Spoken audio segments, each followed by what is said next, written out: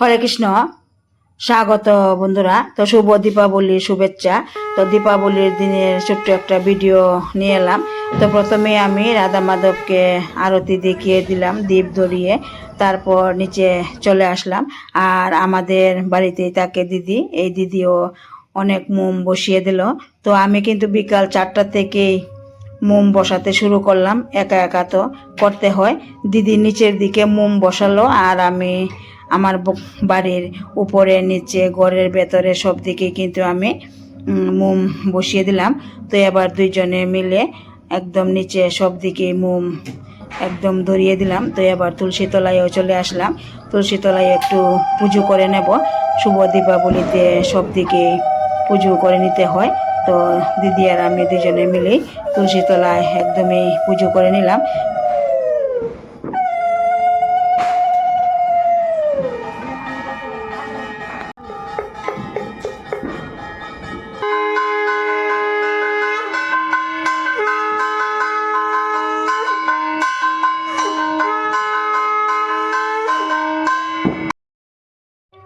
তো তুলসী তলায় পুজো দিয়ে নিলাম। তো এবার চলে যাচ্ছি ভেতরের দিকে।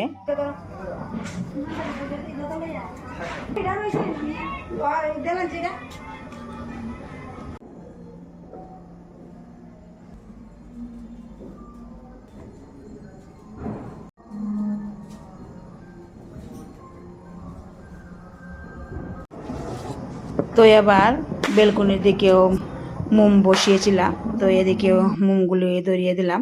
তো সবগুলো ধরিয়ে দেওয়ার পরে আবার একদমই উপরে চলে আসলাম। আর উপরে প্রচণ্ড বাতাস ছিল, মোমগুলি বারবার নিভে যাচ্ছিল। তো হঠাৎ দেখলাম বাতাস আবার নেই। তো মোমগুলি কিন্তু একদম সুন্দর করে জল জল করে জ্বলছে।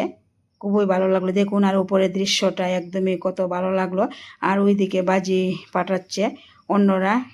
তো একটু ভিডিও করে নিলাম পাশের দৃশ্যগুলি।